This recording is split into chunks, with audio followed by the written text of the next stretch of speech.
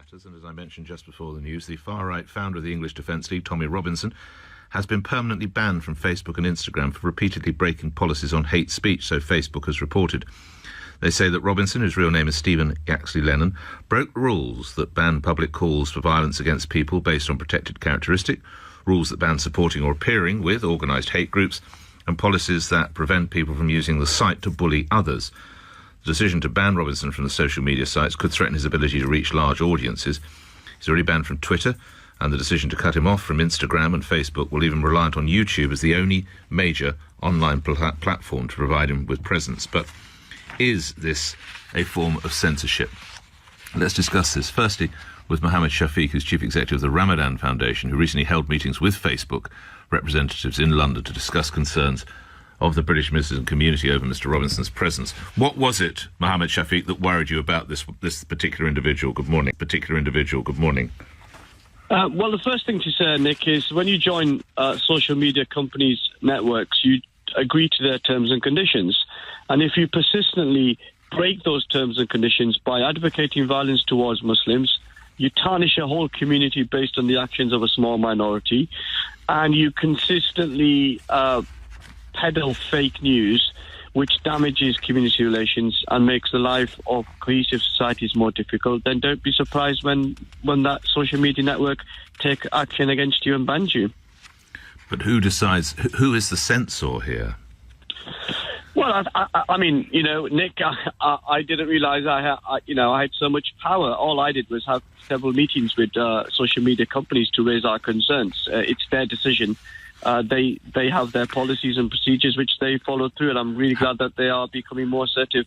Because if you remember 4 or 5 years ago, I did an interview with you about the content of ISIS inspired propaganda that was still available on Twitter and Facebook, and we did a campaign then to get that off as well. So it's trying to be consistent against hate speech from wherever it may come. Got to put this to you: is there in any way, and I'm sure you have a cogent argument that there is not, but is there in any way you accidentally add to this person's notoriety if he's denied access to these platforms? There is a sense that, they, the state, don't allow him to tell us the truth. I put a lot of that in quotes, Mr SHAFIQ. Yeah, I appreciate that, Nick. Well, I mean, that is something that, will be something that we're going to have to look at as we move forward. But, he's already hugely powerful and influential in society. He's been able to peddle. Yes, but that's as a result of this, isn't it? Now, his followers aren't going to just go away. Won't he gain more notoriety now? Well, he's already got notoriety. Yeah, but more so, he's saying the things that this here is the point. Let me explain, Mr SHAFIQ, I will come back to you. I want to bring into the conversation Carl Benjamin, who's a YouTuber, a political commentator, better known by the online name of SARGON of Akkad, with nearly 1 million YouTube subscribers. Is this censorship in your book, Mr Benjamin? Good morning. Good morning. I think there's no question of it, really. There's simply no question of the fact that social media now is the way that we conduct public dialogue. And, I mean, I have to confirm. Well, yeah, the vast majority of people, and there's no denying the influence of social media. Don't know about that. I'll give you there's no denying, but I don't know about the vast majority of people, but certainly its importance is enormous. I'll certainly agree with you there. Well, okay, yeah. But, I mean, the trend is towards more people using it and not less people using it.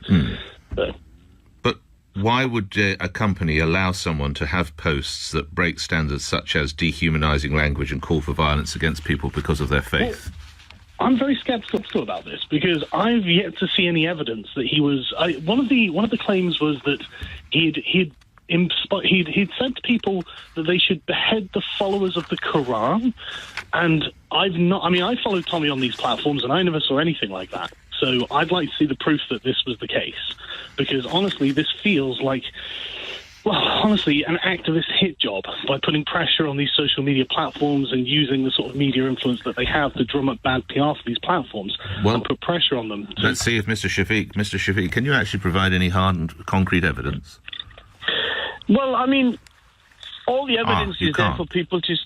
Well, Nick Ferrari, you need to send your researchers onto it. You send your researchers respectfully, onto sir, it. you sat down with You send your researchers onto it. I mean, I know you've got a habit of, trying to cover this up. But the reality is... Why would I be trying to cover it up? Mr. Shafiq... Well, it's your dismissive... Mr. Shafiq, why would I be trying some of the... Debate. This is about Shafiq, taking could you on just... hateful speech wherever it comes Mr. from. Shafiq. And that's what these social media companies do. Yes, and Mr. the name Shafiq... is Mohammed. All right, Mr. Shafiq, could you provide some examples?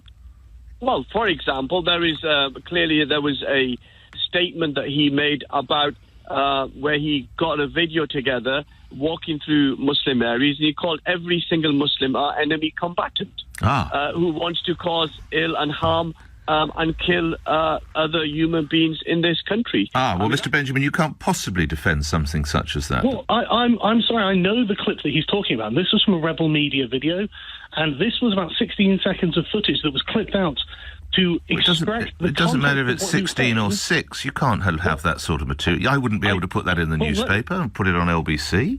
Well, the thing is, you've mischaracterised what he said. He wasn't talking about Muslims. He was talking about jihadis. Right. How did he know? Right. How did he know they were jihadis? Well, he was specifically talking about. But if he's walking through East London, how does he know that? How does he know that Muslim is a jihadi? He doesn't know, does he? He wasn't making blanket statements about Muslims. Oh, he wasn't. Well, let's bring Mr. Shafiq. Apparently, he wasn't making blanket statements. How do you respond to that? Well, Nick, I asked people to watch the video. He walks down a street where there were many Muslims living. He points at the houses and says that these are enemy combatants living in these houses. Now, Mr. Benjamin, these people are damned in his view simply because of their faith or the colour of their skin, aren't they, Mr. Benjamin? No. This is the problem with taking these clips out of context. If he spends a minute or two explaining this is a notorious jihadi hotspot and there are jihadis in these houses that have been, I don't know, operating in whatever way they operate. And so he can tell that so why doesn't, so every doctor who practiced in the same area as Harold Shipman is a mass murderer, are they? What a clumsy narrative. I don't think he was condemning Muslims in general. Mr. Shafiq, do you think he was? Nick, you asked some very difficult questions over the years. I'm absolutely always up for that. I'm always up for my faith being challenged and questioned and criticised. And I'm always up for people to question and challenge me as a Muslim. What I'm not happy to accept, and members of the Jewish community, the Christian community, people in Norfolk would agree with me, is hate speech that targets a specific community. Yes. When you travel around the country and you go and have rallies and protests against Pakistani grooming gangs, but when sexual abuse is being carried out by white men, you can't seem to be making any protest. There is a campaign going on. And I'm really glad that social media companies are waking up to that reality. All right. Let me bring Mr. Benjamin back in. What does someone such as Tommy Robinson bring to social media? Well, I mean, that's an amazingly good question. But at the end of the day, why is Tommy Robinson being persecuted if he doesn't bring something? Well, I think Mr. Shafiq provided an example. Well, I think it's important to remember that Tommy Robinson has been warning about these problems for years, long before anyone in the establishment even wanted to just deign to entertain the idea that there might be some kind of problem that was being covered up. But there was a problem that was being covered up. It included the rape of thousands of British and Sikh girls, and now it's public knowledge. That would be the cover-up that led to the Times newspaper becoming Newspaper of the Year when it broke it on mainstream media, would it? Right. So the cover-up wasn't that great then if the Times were able to break it, was it? Well, the Times broke it years after it had been going on. This has been going on for years. It had been covered up by the authorities, by the councils, and it was also a massive social stigma to talk about. But do you not? I mean, you might remember the young. I suppose he probably was EDL, where the young and very not very bright man who guns. I don't recall viral clip that went around. Well, it was widely mocked by the sort of middle-class intelligentsia. And in retrospect, that clip has aged very badly because what he was trying to say is Islamic rape gangs. Right. But he is, lastly, it is always a blanket, isn't it? That there are all Muslim rape gangs, that they are all jihadists. It is too clumsy. It wouldn't be permitted on the radio, on television or in the newspapers. Why should it be permitted on social media? I don't agree that that's how he was characterising it. I think that you guys are fundamentally mischaracterising what he's trying to say.